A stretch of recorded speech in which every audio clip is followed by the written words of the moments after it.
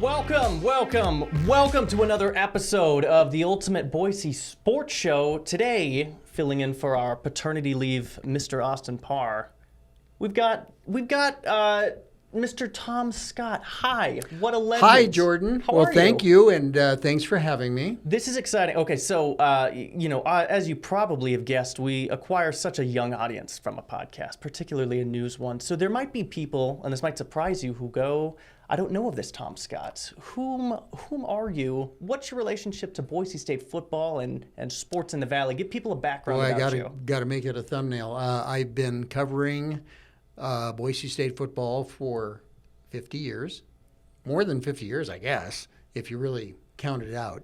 And I did the color on the Boise State football games, live telecasts that were on Channel 7, 14 different seasons.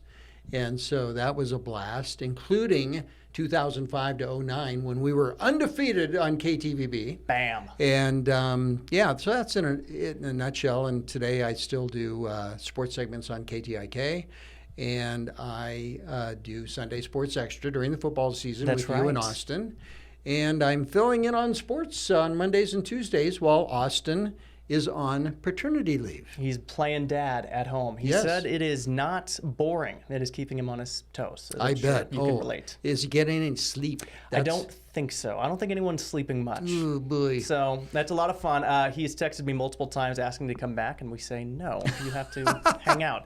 But I think that's 5 decades covering Boise State football. I stand to argue if you covered Boise State when the grass was green, you are probably qualified to talk about it. Yeah, today. it was artificial grass, but the grass was green. That AstroTurf. Yeah. So let's jump into this. This will be, we'll call it season 51, even though I'm sure it's more than that for you. But what do you make of this Boise State team heading into the 2026 campaign? Fall camp kicking off this week.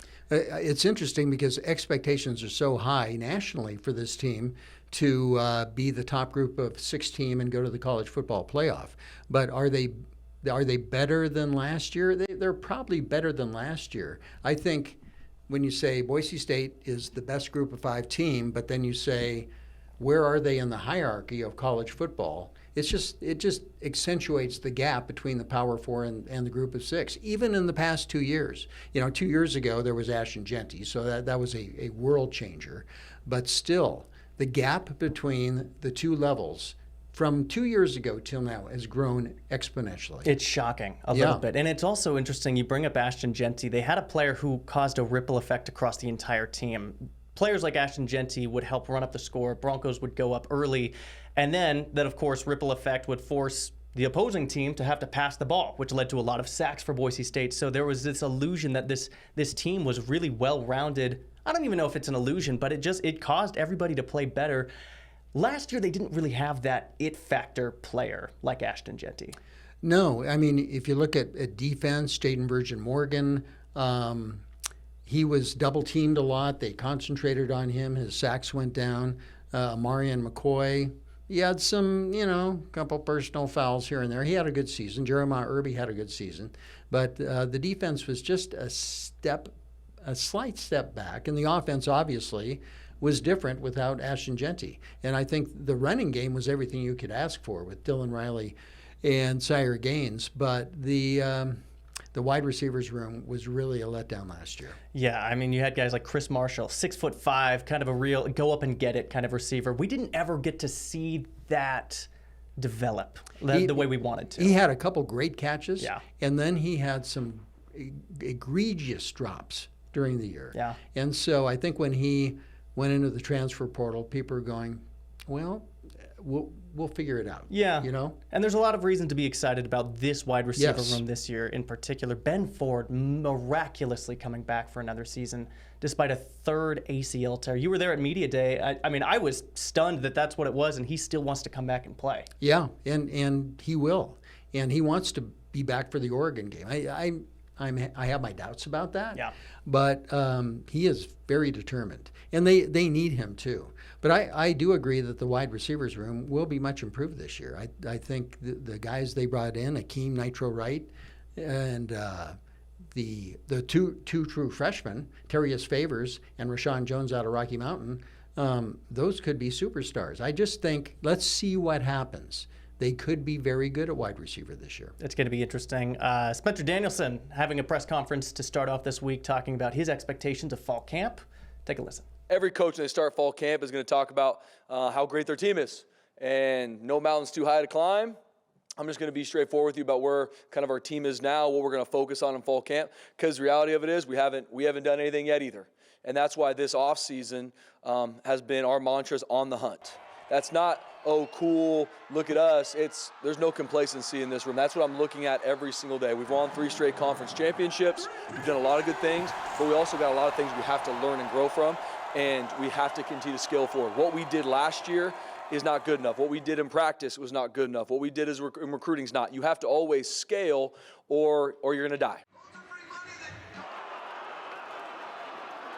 A lot of fans who said, despite the three-peat Mountain West Championship, something that had never been done before, there was a lot left to be desired about last season. It felt like a letdown despite hoisting the championship trophy at the end of the year. I think it's what happened mid-season. When Fresno State came to town and Maddox was injured, it didn't seem like they were ready for that.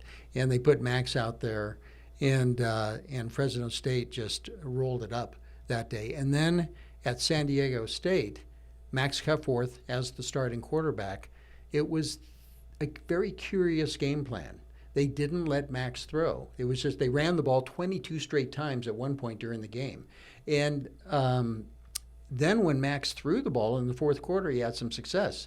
But it was too little too late. So they scored 7 points against Fresno State, 7 points against San Diego State, 7 points against South Florida, 7 points against Notre Dame. Their 4 regular season losses, and then 7 plus 3 against Washington in the LA Bowl. Right. And so it was the letdown was the offense in the losses. Yeah, let's show some of that QB battle, because heading into this week, Danielson said Madsen is going to be QB1 heading into fall camp.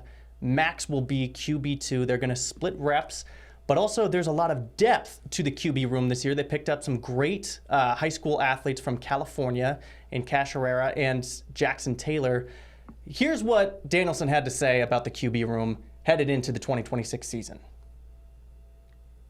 Every coach when they start fall camp is going to talk about how great their team is. And no mountain's too high to climb. I'm just going to be straightforward with you about where kind of our team is now, what we're going to focus on in fall camp. Because the reality of it is we haven't done anything yet either. But it is going to be Maddox QB1 and Max QB2 going into fall camp. But, I mean, Cash Herrera's had a really good summer. But Max has had a great summer, too. I mean, Max physically is the best I've seen him in his time here. He looks different. He's explosive. He's a different athlete. So he's in a really good place. But that quarterback room, we know that that's one that we're going to continue to watch the competition. Something that's starting new for us is like when we go into the team meetings, every position will have a grade of their effort at practice. And that's going to be shown. The first thing I do in a team meeting, is going to be their effort. Here's Johnny. This is what it is. From quarterback to nose guard, they will be graded on their effort. Does that directly correlate to you being a starter? No, but that's a non-negotiable how hard we play. So everything from receivers, DBs, it's going to be evaluated. So if someone's not playing as well, they're going to get moved down. Someone's going to get moved up. Like, we have to do that. Sometimes as coaches, you say we're going to go compete, but are you really? Are you really looking at it? Are you really evaluating it? If someone's out playing him, are you just going to play the guy that's been here? No, we're going to play the best dude. And if he puts it on film, we're a firm believer here. What you do in practice, you will do in a game. And so at receiver and DB, that's going to be our biggest push. So that was a long soundbite, but I thought it was important to kind of shed some light on the psychology of Coach Danielson heading into this season. He was frustrated with last year. Last year wasn't good enough, and he's going to put a grade for every position group on screen for the whole team to see, to hold people accountable. What do you make of that? Well, I think if you talk about effort, you go back to the South Florida game. And there were some questions in that game about effort. And there were some questions about Chris Marshall's effort. And so when you have things like that, they may seem little individual things, but they can spread throughout the whole team. And so they're trying to reset the bar this year. And what do you make of Madsen being QB1 coming into this? I know last year that you said you wanted to see a QB battle. You wanted to see him work for it. And Boise State famously did not go into the portal to grab a QB. They've got a lot of faith in Maddox. Yeah, and Spencer sees him every day, and we don't. So I think Spencer knows best. And Maddox deserves it as a third-year starter. He could take a next step, and the next step could be fantastic. But the hump he's got to get over is those big games. He's just famously struggled in the big games, and he's famously sparkled against conference opponents. Yeah, when he's been on, he's been on. But yes. If it turns off, it can be a problem. Hopefully, we'll see that addressed September 5th against Oregon. When we come back, a new ruling in the NCAA could allow for some more eligibility. We'll unpack that coming up.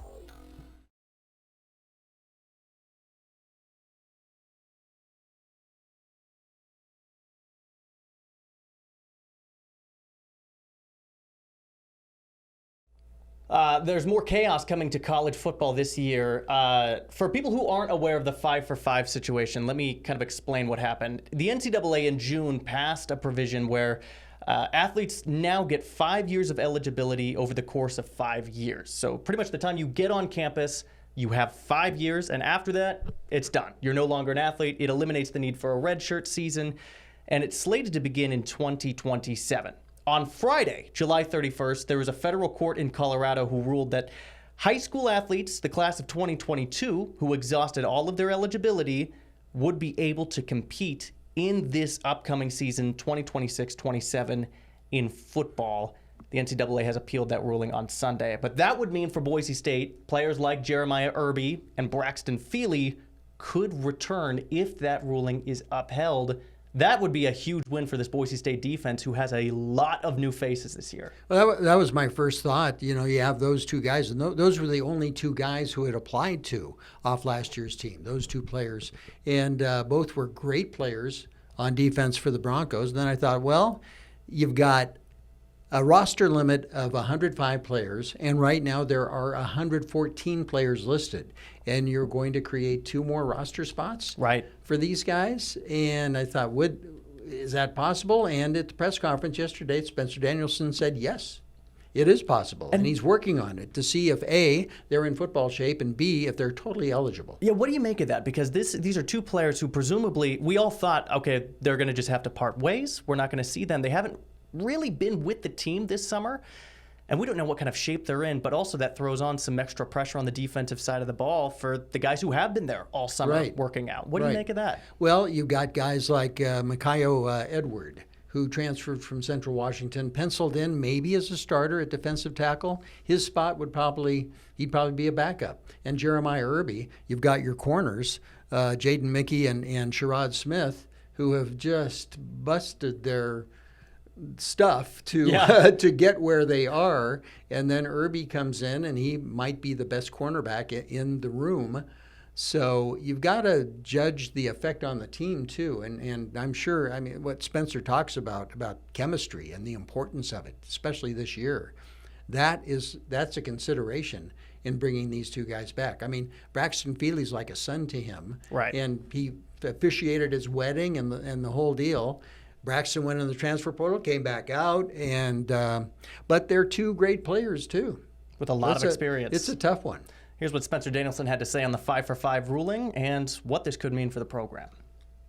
5-for-5, in my opinion, is phenomenal for college football. Because now, to your point, the second you come in the building, it's just, what can I do to help the team? If it's run down on kickoff once or do whatever I can do to help, because the clock starts. It's healthy for college football. I really do believe that. Braxton and Jeremiah or Jeremiah Irby are the 2 for us from last season that and now there's a lot of things still going on, even with the NCAA and appealing it and different things. But as it sits right now, that would be in that situation. And I've had good talks with them, BJ, and just still working through it. Right there. I mean, I think if you wanted to read into it, which we could, he seems excited about the idea that these guys could come back. But again, that would just kind of depend on a lot of situations. When would they be able to practice? Fall camp starts this week. It wouldn't be this week unless this appeal is decided on tomorrow. Yeah, exactly. I think they would be able to practice until the appeal is approved or denied. And then, are they in football shape? Spencer he's talked to both of them, so it sounds like they probably are if the conversations are that far along. But then, the chemistry thing and the disruption of the the order that's been established in spring ball and in the summer workouts and running the decks and all the things all the dues that they paid during the summer that these guys haven't paid, but they would have if they were here. Right. So it's delicate. And a lot of these guys, both of these players have definitely talked about their ambitions for the NFL and maybe what it would look like to make that next step. Neither of them declared for the draft, as far as I'm aware, which makes them still eligible. So chances are they've stayed in shape. They still want to compete, but it does raise that question, how far, if they're unable to practice, how far do you go before you have to cut ties with these players for Spencer Danielson? That's going to be interesting to see. I think if they do return, it does bring a lot of veteran presence back to the defense for week 1 against Oregon, for a defense that's pretty undersized heading into this massive game September 5th. Oh, yeah. Yeah, it would help. It would definitely help. But there's the other, that you mentioned eligibility. Do their NFL tryouts affect things? I mean, I think it would. What the ruling is if you declared for the NFL draft, you are not eligible for this 5-for-5 ruling. Yeah, and that is kind of vague. Yeah. So that has to be worked through. Well, what do you make of this Oregon game? Because we haven't gotten to hang out. We haven't gotten to talk about this. Boise State, the last time they beat a Power 4 team was Florida State, pre-COVID. Hurricane Hank. That's right. Down in Tallahassee in 2019. And Boise State, since then, has played some really good Power 4 teams. Yeah. So there's that. But the game 2 years ago, you had Ashton. Yep. You had, and you had a game that Boise State should have won. You had the punt return for the touchdown, the kickoff return for the touchdown that special teams broke down and handed Oregon that victory. But I mentioned things have changed so much in the past 2 years. Oregon is loaded this year. It's the best team maybe they've ever had, and the talent gap between the Power 4 and the Group of 6 is enormous. So the point spread right now is 24.5, and it hasn't moved from that number since it first came out. Nope. And there's a reason for that. So if you take the over/under, then they're predicting the score will be somewhere around 38-15. Yep, which would track given Boise State's track record, especially last season. Again, they've lost 10 straight Power 4 games. It started with UW, ended with UW last year, in between teams like Oklahoma State, UCF now, UCLA, Penn State, Notre Dame. I mean, it's just, they're able to start and hang with these teams, but it does seem like they run out of gas, and a lot of that has to do with the depth. Look at the QB room for Oregon, for example. They've got Dante Moore. If he were to go down with an injury, God forbid, they've got Dylan Raiola backing up. From Nebraska, they're stacked every way you look at it. They are. And Gatlin Bear is going to play now, the kid from Burley. And they've replaced Kenyon Sadiq. And so it's just the task is enormous. And there's part of Bronco Nation who thinks, well, we're 3-1 against Oregon, and we should have beat them 2 years ago. So it's just different this year. Yeah. And I think if they can stay within, 17 points, I think that's a win in strength of schedule and in the eyes of the committee at the end of the season, should they play well the rest of the way. Yeah, and that's what we've talked about on this podcast has been they don't have to win this game. They just have to keep it close and reasonable. Again, though, week 1, anything could happen. You know what I mean? People are still a little bit rusty. There might be some freshmen on the team who don't fully, execute the way that they should at the University of Oregon. So I think we're going to learn a lot about both teams.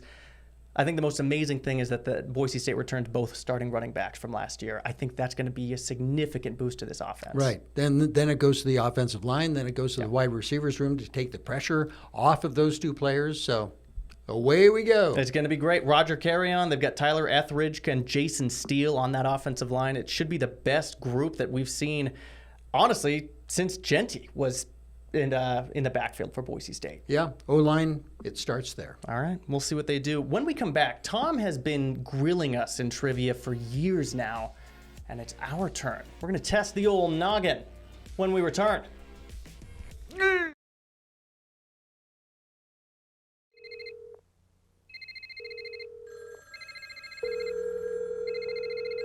Bob, can you please come into the office? I have a question for you about last month's inventory.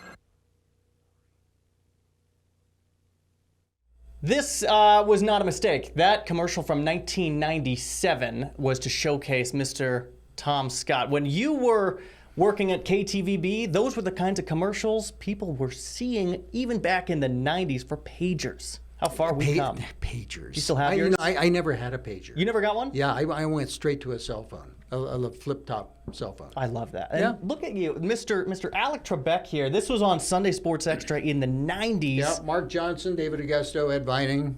The old crew. The good old days. And then before this you were hosting a show welcoming Boise State into the Big West. Right here. No facial hair on you. You know, okay. You look happy. I thought that was in Huntington, West Virginia, but I could be wrong. Oh, I thought it was up in Moscow. Was it? Okay, Yeah, it was. yeah. You're right. It was before the Boise State-Idaho game, maybe? How about, I think that's right. Yeah, I had something to like dig that. deep to find this, but only the best for our special guest. I joke that we have a very young audience. We don't. Most of everybody knows who you are and what you are capable of with that brain. You have an amazing memory, and you always do Scott-slant trivia. So today, we're going to test it. You always get to prepare. We're going to see how well you know ball. Oh, boy. Here we go. Okay, we'll start with an easy one. What year did Boise State become a four-year institution? 1968. That was, right off the rip. You know it. How many head coaches has Boise State had since it became a four-year school in 1968? Pokey, Houston Nutt, Dirk Cutter, Dan Hawkins, Chris Peterson, Brian Harson, Andy Oblo. 12. Oh my gosh. Yes, it is, 12. in fact, a dozen head coaches. That was amazing. Let's go back to 1980. What was the score of the national championship win over Eastern Kentucky? 31-29. We have to kill a little bit of time. I thought you'd have to rack your brain for some of these. Who was the first team Boise State played on the blue in 1986, and what was the final score? Humboldt State, and it was 74-0. I used AI a little bit to come up with creative questions, and these are just so easy for you. Okay, what year did Boise State end its 12-game losing streak to the Vandals, and what was the final score? 1994, and the score was 27-24 on the blue turf. How do you do that? I don't know. I remember those scores a lot more than last year's scores. I don't know. All of those were big moments. Yeah. And so those stick with me. Okay, we're not done yet. How many yards did Boise State hold Oregon running back LeGarrette Blount to in the 2009 home opener? -5? That is actually correct. -5 rushing yards, including that famous safety. The safety, that he lost 5 yards on the safety. Okay, we'll see if you can crack this one. Which Boise State quarterback holds the record for the highest single-season passing efficiency rating in Boise State history? Single season. Single season. Oh, boy. I'm going to say Ryan Dinwiddie. It was Ryan Dinwiddie. It could have been Kellen, obviously. But Ryan Dinwiddie had some big-time efficiency seasons. Yeah, 2004, 188.2. Tom, you went and cruised through those. I really feel like I was going to trip you up. What do I win? I don't. You can come back on the podcast. How about that? I think I need to win a new Pac-12 A new shirt. Look because at that. this is a WAC shirt, and that's in honor of the Pac-12 and the Mountain West settling their differences and allowing us to move on. So I dusted off this old ratty WAC shirt for today's podcast. Kids today probably don't even know what the WAC is. The WAC was a conference that Boise State played in. Back in the day, which now turned into the modern-day Pac-12. And Boise State was in the WAC for 10 years, and they went 75-5 in conference games. Wow. Okay. All right. Just so you know. Yeah. No, thanks. This is the last time I test your memory. We'll do Vandal trivia next time. We'll see how well you do. If it has to do with Boise State, I might get it. You might. When did the Vandals do this to the Boise State, or when did? What was the score of the first game in the 12-game winning streak? Who was the coach? Dennis Erickson. And we could go that route. Wow. Yeah. You you are a vault. I don't know. I was talking to our producer Kai about this. You just don't seem to forget things. These big moments in Boise State are just tattooed up there. I know. Every once in a while I'll forget something that I used to know, but I'm still hanging in there. What do you think? Okay, let me get you with this. What's your favorite memory through the years? I mean, you've watched this program from the days of green AstroTurf to where there was no halftime show to Kellen Moore to 3 Fiesta Bowls. I mean, what's your favorite memory? Well, I could go off the wall, but I would say the 2007 Fiesta Bowl. I mean, the ending to that game. It's got to be. The whole thing, the whole circus, which was one of the plays. It was just right. a magical night. Yeah. Yeah. And something the world had never seen before. No, and most people consider it the greatest college football game of all time. And I'm curious, do you think that created healthy expectations for Boise State?